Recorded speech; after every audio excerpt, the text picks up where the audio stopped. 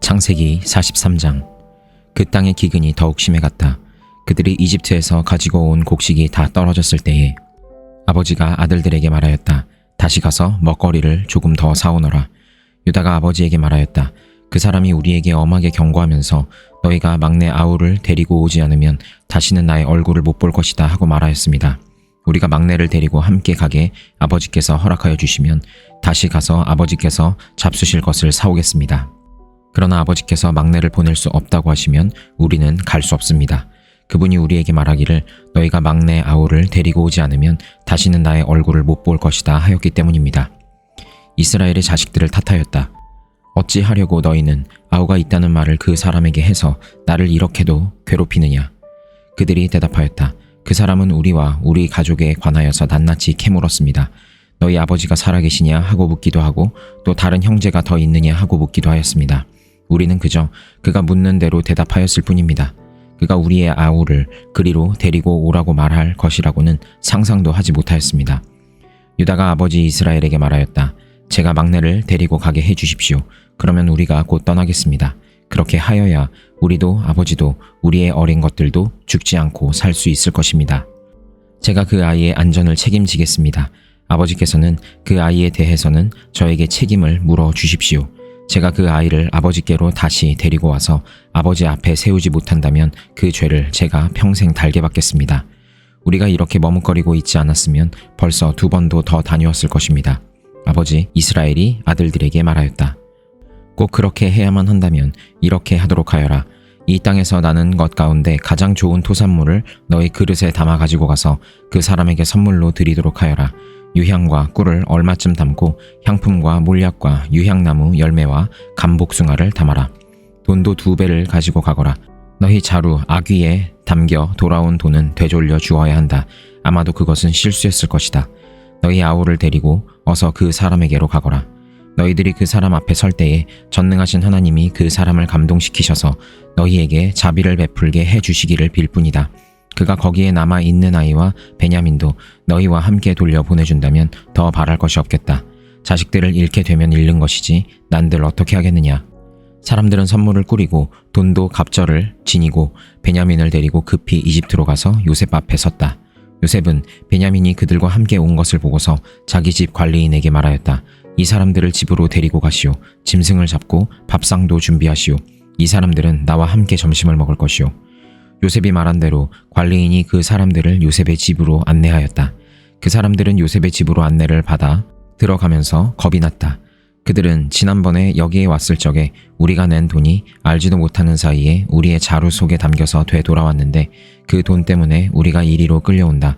그 일로 그가 우리에게 달려들어서 우리의 나귀를 빼앗고 우리를 노예로 삼으려는 것이 틀림없다 하고 걱정하였다. 그래서 그들은 요셉의 집 문 앞에 이르렀을 때에 요셉의 집 관리인에게 가서 물었다. 우리는 지난번에 여기에서 곡식을 사 간 일이 있습니다. 하룻밤 묵어갈 곳에 이르러서 자루를 풀다가 우리가 치른 돈이 액수 그대로 우리 각자의 자루 아귀 안에 고스란히 들어있는 것을 보았습니다. 그래서 우리가 그것을 다시 가지고 왔습니다. 또 우리는 곡식을 살 돈도 따로 더 가지고 왔습니다. 우리는 누가 그 돈을 우리의 자루 속에 넣었는지 모릅니다. 그 관리인이 말하였다. 그동안 별거 없으셨습니까? 걱정하지 마십시오. 댁들을 돌보시는 하나님, 댁들의 조상을 돌보신 그 하나님이 그 자루에 보물을 넣어주신 것입니다. 나는 댁들이 낸 돈을 받았습니다. 이렇게 말하면서 관리인은 시므온을 그들에게로 데리고 왔다. 관리인은 그 사람들을 요셉의 집 안으로 안내하고서 발 씻을 물도 주고 그들이 끌고 온 나귀에게도 먹이를 주었다. 그들은 거기에서 점심을 먹게 된다는 말을 들었으므로 정오에 올 요셉을 기다리면서 장만해 온 선물을 정돈하고 있었다. 요셉이 집으로 오니 그들은 집 안으로 가지고 들어온 선물을 요셉 앞에 내놓고 땅에 엎드려 절을 하였다. 요셉은 그들의 안부를 묻고 난 다음에 전에 그대들이 나에게 말한 그 연세 많으신 아버지도 안녕하시오? 그분이 아직도 살아계시오? 하고 물었다. 그들은 총리 어른의 종인 소인들의 아버지는 지금도 살아있고 평안합니다. 하고 대답하면서 몸을 굽혀서 절을 하였다. 요셉이 둘러보다가 자기의 친어머니의 아들 친동생 베냐민을 보면서 이 아이가 지난번에 그대들이 나에게 말한 바로 그 막내 아우요? 하고 물었다. 그러면서 그는 귀엽구나. 하나님이 너에게 복 주시기를 빈다 하고 말하였다. 요셉은 자기 친동생을 보다가 마구 치밀어 오르는 형제의 정을 누르지 못하여 급히 울 곳을 찾아 자기의 방으로 들어가서 한참 동안 울고 얼굴을 씻고 도로 나와서 그 정을 누르면서 밥상을 차리라고 명령하였다. 밥상을 차리는 사람들은 요셉에게 상을 따로 차려서 올리고 그의 형제들에게도 따로 차리고 요셉의 집에서 먹고 사는 이집트 사람에게도 따로 차렸다. 이집트 사람들은 히브리 사람들과 같은 상에서 먹으면 부정을 탄다고 생각하기 때문에 상을 같이 차리지 않은 것이다. 요셉의 형제들은 안내를 받아가며 요셉 앞에 앉았는데 앉고 보니 맏아들로부터 막내 아들에 이르기까지 나이 순서를 따라서 앉게 되었다. 그 사람들은 어리둥절하면서 서로 쳐다보았다. 각 사람이 먹을 것은 요셉의 상에서 날라다 주었는데 베냐민에게는 다른 사람보다 5몫이나 더 주었다. 그들은 요셉과 함께 취하도록 마셨다. 마가복음 13장. 예수께서 성전을 떠나가실 때에 제자들 가운데서 한 사람이 예수께 말하였다. 선생님, 보십시오. 얼마나 굉장한 돌입니까? 얼마나 굉장한 건물들입니까? 예수께서 그에게 말씀하셨다. 너는 이 큰 건물들을 보고 있느냐? 여기에 돌 하나도 돌 위에 남지 않고 다 무너질 것이다. 예수께서 올리브산에서 성전을 마주보고 앉아 계실 때에 베드로와 야고보와 요한과 안드레가 따로 예수께 물었다. 우리에게 말씀해 주십시오. 이런 일이 언제 일어나겠습니까? 또 이런 일들이 이루어지려고 할 때에는 무슨 징조가 있겠습니까? 예수께서 그들에게 말씀하셨다. 누구에게도 속지 않도록 조심하여라. 많은 사람이 내 이름으로 와서는 내가 그리스도다 하면서 많은 사람을 속일 것이다. 또 너희는 여기저기에서 전쟁이 일어난 소식과 전쟁이 일어날 것이라는 소문을 듣게 되어도 놀라지 말아라. 이런 일이 반드시 일어나야 한다. 그러나 아직 끝은 아니다. 민족과 민족이 맞서 일어나고 나라와 나라가 맞서 일어날 것이며 지진이 곳곳에서 일어나고 기근이 들 것이다. 이런 일들은 진통의 시작이다. 너희는 스스로 조심하여라. 사람들이 너희를 법정에 넘겨줄 것이며 너희가 회당에서 매를 맞을 것이다. 또 너희는 나 때문에 총독들과 임금들 앞에 서게 되고 그들에게 증언할 것이다. 먼저 복음이 모든 민족에게 전파되어야 한다. 사람들이 너희를 끌고 가서 넘겨줄 때에 너희는 무슨 말을 할까 하고 미리 걱정하지 말아라. 무엇이든지 그 시각에 말할 것을 너희에게 지시하여 주시는 대로 말하여라. 말하는 이는 너희가 아니라 성령이시다. 형제가 형제를 죽음에 넘겨주고 아버지가 자식을 또한 그렇게 하고 자식이 부모를 거슬러 일어나서 부모를 죽일 것이다. 너희는 내 이름 때문에 모든 사람에게서 미움을 받을 것이다. 그러나 끝까지 견디는 사람은 구원을 받을 것이다. 황폐하게 하는 가증스러운 물건이 서지 못할 곳에 선 것을 보거든 읽는 사람은 깨달아라. 그때에는 유대에 있는 사람들은 산으로 도망하여라. 지붕 위에 있는 사람은 내려오지도 말고 제 집 안에서 무엇을 꺼내려고 들어가지도 말아라. 들에 있는 사람은 제 겉옷을 가지러 뒤로 돌아서지 말아라. 그날에는 아이벤 여자들과 젖먹이가 딸린 여자들은 불행하다. 이 일이 겨울에 일어나지 않도록 기도하여라. 그날에 환란이 닥칠 것인데 그런 환란은 하나님께서 세상을 창조하신 이래로 지금까지 없었고 앞으로도 없을 것이다. 주님께서 그 날들을 줄여주지 않으셨다면 구원받을 사람이 하나도 없을 것이다. 그러나 주님께서는 주님이 뽑으신 선택받은 사람들을 위하여 그 날들을 줄여주셨다. 그때 누가 너희에게 보아라 그리스도가 여기에 있다, 보아라 그리스도가 저기에 있다 하더라도 믿지 말아라. 거짓 그리스도들과 거짓 예언자들이 일어나 표징들과 기적들을 행하여 보여서 할 수만 있으면 선택받은 사람들을 홀리려 할 것이다. 그러므로 너희는 조심하여라. 내가 이 모든 일을 너희에게 미리 말하여 둔다. 그러나 그 환란이 지난 뒤에 그날에는 해가 어두워지고 달이 빛을 내지 않고 별들이 하늘에서 떨어지고 하늘의 세력들이 흔들릴 것이다. 그때 사람들이 인자가 큰 권능과 영광에 쌓여 구름을 타고 오는 것을 볼 것이다. 그때 그는 천사들을 보내어 땅 끝에서 하늘 끝까지 사방에서 선택된 사람들을 모을 것이다. 무화과 나무에서 비유를 배워라. 그 가지가 연해지고 잎이 돋으면 너희는 여름이 가까이 온 줄 안다. 이와 같이 너희도 이런 일들이 일어나는 것을 보거든 인자가 문 앞에 가까이 온 줄을 알아라. 내가 진정으로 너희에게 말한다. 이 세대가 끝나기 전에 이 모든 일이 다 일어날 것이다. 하늘과 땅은 없어질지라도 나의 말은 절대로 없어지지 않을 것이다. 그러나 그 날과 그 때는 아무도 모른다. 하늘의 천사들도 모르고 아들도 모르고 오직 아버지만 아신다. 조심하고 깨어 있어라. 그때가 언제인지를 너희가 모르기 때문이다. 사정은 여행하는 어떤 사람의 경우와 같은데 그가 집을 떠날 때에 자기 종들에게 권한을 주어서 각 사람에게 할 일을 맡기고 문지기에게는 깨어 있으라고 명령한다. 그러므로 깨어 있어라. 집 주인이 언제 오는지, 저녁녘일지, 한밤중일지, 달기 울 무렵일지, 이른 아침녘일지 너희가 알지 못하기 때문이다. 주인이 갑자기 와서 너희가 잠자고 있는 것을 보게 되는 일이 없도록 하여라. 내가 너희에게 하는 말은 모든 사람에게 하는 말이다. 깨어 있어라. 욥기 9장. 욥이 대답하였다. 그것이 사실이라는 것은 나도 잘 알고 있다. 그러나 사람이 어떻게 하나님 앞에서 의롭다고 주장할 수 있겠느냐? 사람이 하나님과 논쟁을 한다고 해도 그분의 1000마디 말씀에 한마디도 대답하지 못할 것이다. 하나님이 전지전능하시니 그를 거역하고 온전할 사람이 있겠느냐? 아무도 모르는 사이에 산을 옮기시며 진노하셔서 산을 뒤집어 엎기도 하신다. 지진을 일으키시어 땅을 그 밑부리에서 흔드시고 땅을 받치고 있는 기둥들을 흔드신다. 해에게 명령하시어 뜨지 못하게도 하시며 별을 가두시어 빛을 내지 못하게도 하신다.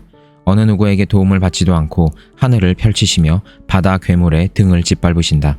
북두칠성과 삼성을 만드시고 묘성과 남방의 밀실을 만드시며 우리가 측량할 수 없는 큰 일을 하시며 우리가 헤아릴 수 없는 기이한 일을 행하시는 분이시다.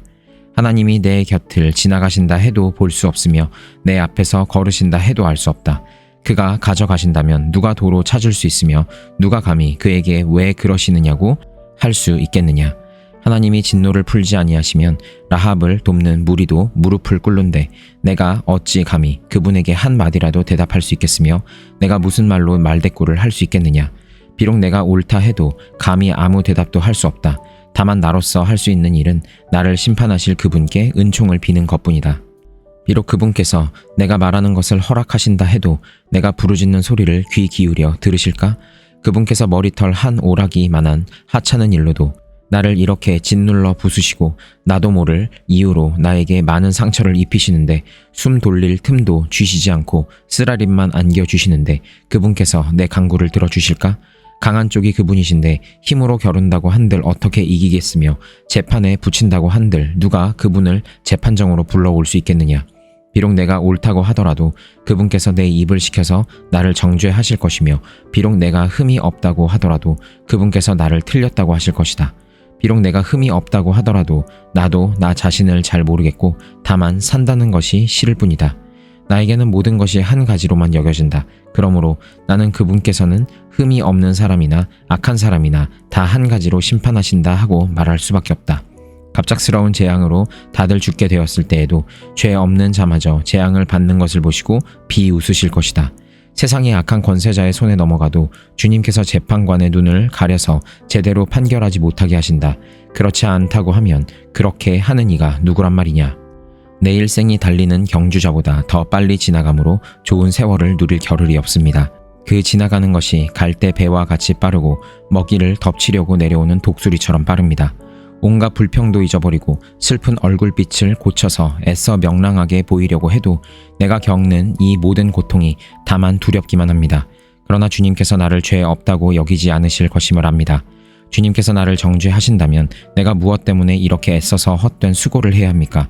비록 내가 비누로 몸을 씻고 잿물로 손을 깨끗이 닦아도 주님께서 나를 다시 시궁창에 쳐 넣으시니 내 오신들 나를 좋아하겠습니까? 하나님이 나와 같은 사람이기만 하여도 내가 그분께 말을 할 수 있으련만 함께 법정에 서서 이 논쟁을 끝낼 수 있으련만 우리 둘 사이를 중재할 사람이 없고 하나님과 나 사이를 판결해 줄 이가 없구나. 내가 소원이 있다면 내가 더 두려워 떨지 않도록 하나님이 채찍을 거두시는 것.